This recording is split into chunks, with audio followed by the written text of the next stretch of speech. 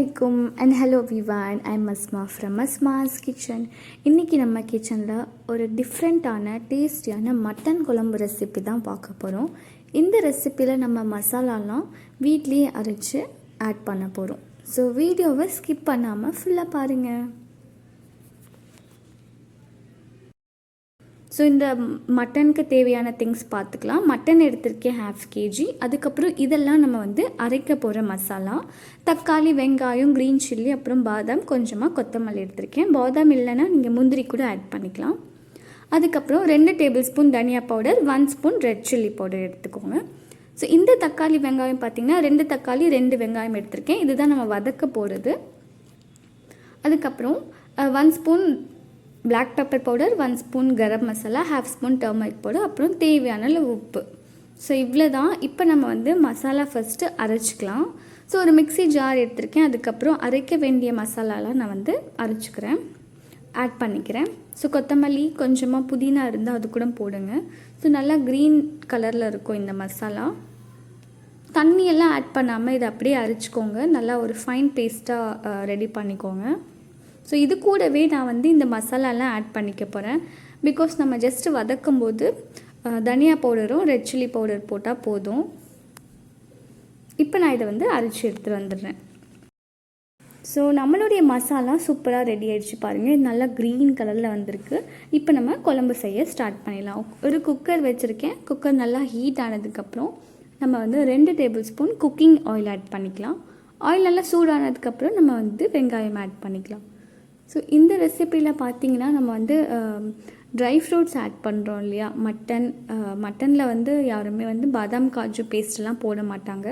But கண்டிப்பாக நீங்கள் பாதாம் இல்லைன்னா காஜு போட்டு பேஸ்ட்டு ரெடி பண்ணி நீங்கள் சமைச்சிங்கன்னா அது கொஞ்சம் டேஸ்ட்டு கூடுதலாகவும் இருக்கும். அது மட்டும் இல்லை, கிரேவி சீக்கிரமாகவே திக்னஸ் ஆயிரும்.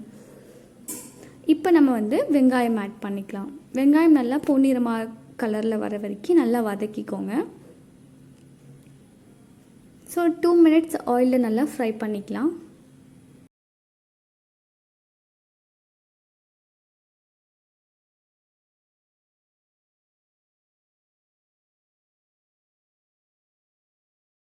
ஆல்ரெடி நான் சொல்ல மறந்துட்டேன். இஞ்சி பூண்டு பேஸ்ட்டு 1 டேபிள் ஸ்பூன் எடுத்து வச்சுக்கோங்க.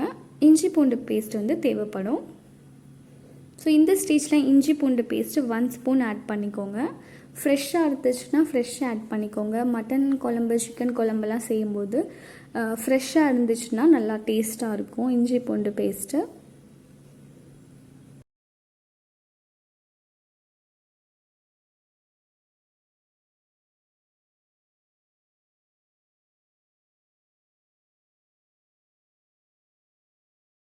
பூண்டு பேஸ்ட்டு போட்டு ஆட் பண்ணதுக்கப்புறம் கொஞ்சம் நேரம் அந்த ரா ஸ்மெல் போகிற வரைக்கும் வதக்குனதுக்கப்புறம் நம்ம மட்டன் ஆட் பண்ணிக்கலாம்.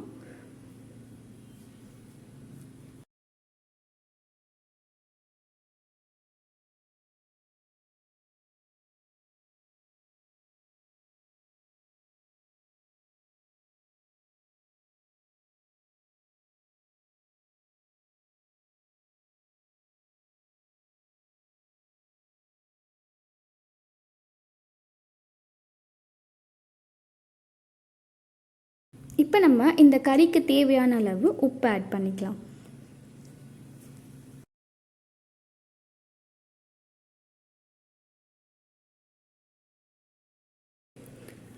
உப்பு ஆட் பண்ணதுக்கப்புறம் நல்லா கைவிடாமல் இதை வதக்கிக்கிட்டே இருக்கணும். அதுக்கப்புறம் பார்த்திங்கன்னா ஒரு ஜஸ்ட்டு 5 மினிட்ஸ் நம்ம இதை கவர் பண்ணிடலாம். கவர் பண்ணதும் உங்களுக்கு பார்த்திங்கன்னா மட்டன்லேருந்து தண்ணி வரும். அந்த தண்ணி பார்த்திங்கன்னா அதுவாகவே அப்சார்ப் ஆகிற வரைக்கும் ஹை ஃப்ளேம்லேயே வச்சுருந்து இதை குக் பண்ண விட்டுருங்க. அதுக்கப்புறம் பார்த்திங்கன்னா தண்ணியெல்லாம் நல்லா காஞ்சிருக்கும். இப்போ நம்ம ஒன்ஸ் நல்லா வதக்கிக்கலாம். ஸோ தண்ணியெல்லாம் நல்லா காஞ்சிருச்சு. இப்போ நம்ம தக்காளி ஆட் பண்ணிக்கலாம். 2 மீடியம் சைஸ் தக்காளி நல்லா ஃபைன் சாப் பண்ணி வச்சு ஆட் பண்ணிக்கோங்க. ஸோ எல்லாருமே தக்காளி ஏன் இப்போ ஆட் பண்ணுறீங்க, மட்டன் குழம்புல, சிக்கன் குழம்புலலாம் நீங்கள் தக்காளி இந்த ஸ்டேஜில் தான் ஆட் பண்ணுறீங்கன்னு கேட்டிருந்தீங்க. பட் பார்த்திங்கன்னா தக்காளி சீக்கிரமாகவே வேகக்கூடிய ஒரு பொருள். அதனால நம்ம ஸ்டார்டிங்லேயே ஆட் பண்ணிட்டோம்னா ஒன்றும் ப்ராப்ளம் இல்லை. நான் எப்போவுமே இந்த ஸ்டேஜில் ஆட் பண்ணுவேன். தக்காளி எப்போவுமே வந்து சீக்கிரமாக வெந்துடும், ஒன்றும் ப்ராப்ளம் இல்லை. அதை நம்ம எப்போ வேணாலும் ஆட் பண்ணிக்கலாம். இப்போ நான் ரெட் சில்லி பவுடரும் தனியா பவுடரும் வந்து ஆட் பண்ணியாச்சு. ஸோ நிறைய பேருக்கு டொமேட்டோ ஸ்மெல்லும் பிடிக்காது, அதனால வந்து நம்ம ஸ்டார்டிங்லேயே ஆட் பண்ணி வதக்கிப்போம் சொல்லியிருக்காங்க. இது ப்ரெஷர் எடுக்கும்போது பார்த்திங்கன்னா உங்களுக்கு எல்லா ராவ் ஸ்மெல்லும் போயிட்டு நல்லா குழம்பு ஸ்மெல் மட்டும்தான் வரும். ஸோ நோ ப்ராப்ளம், தக்காளி வந்து நம்ம ஃபைனலாகவும் ஆட் பண்ணிக்கலாம். இப்போ நம்ம அரைச்சி வச்சுருக்கிற க்ரீன் பேஸ்ட்டை ஆட் பண்ணிக்கலாம். அதாவது நம்ம வீட்லேயே ரெடி பண்ணி வச்சுருக்கிற இந்த மசாலாவை ஆட் பண்ணிக்கலாம். ஸோ இதை ஆட் பண்ணதுக்கப்புறம் நல்லா வந்து வதக்கிக்கோங்க. ஸோ இதனால் நல்லா மிக்ஸ் பண்ணிக்கோங்க.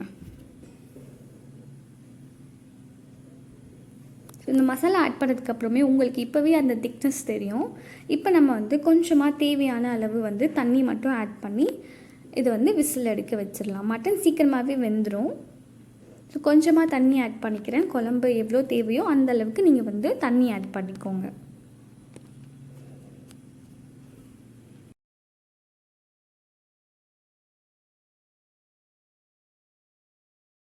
நான் வந்து ஒரு 3 விசில் எடுத்துகிட்டு வந்துடுறேன். அதுக்கப்புறம் நம்ம வந்து சர்வ் பண்ணும்போது உங்களுக்கு வந்து என்னுடைய மட்டன் குழம்பு எப்படி வந்துடுச்சு அப்படின்றத காமிக்கிறேன். ஸோ விசில் எடுக்கிறது நான் கவர் பண்ணலை. ஆக்சுவலாக கேமரா ஆனில் தான் இருக்குன்னு நினச்சிட்டு இருந்தோம், பட் அது கவர் ஆகலை.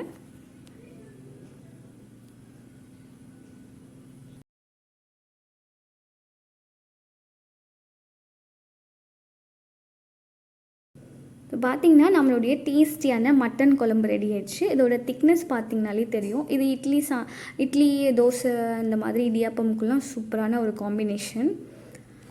ஒயிட் ரைஸ் கூடயும் நீங்கள் சாப்பிட்லாம். ரொம்ப சூப்பராக டேஸ்டியாக இருக்கும். கொஞ்சம் டிஃப்ரெண்ட்டான ரெசிபி. கண்டிப்பாக ட்ரை பண்ணிவிட்டு உங்கள் கமெண்ட்ஸ் அண்ட் ஃபீட்பேக்கை ஷேர் பண்ணிக்கோங்க. தேங்க்யூ ஸோ மச் ஃபார் வாட்சிங். Bye bye.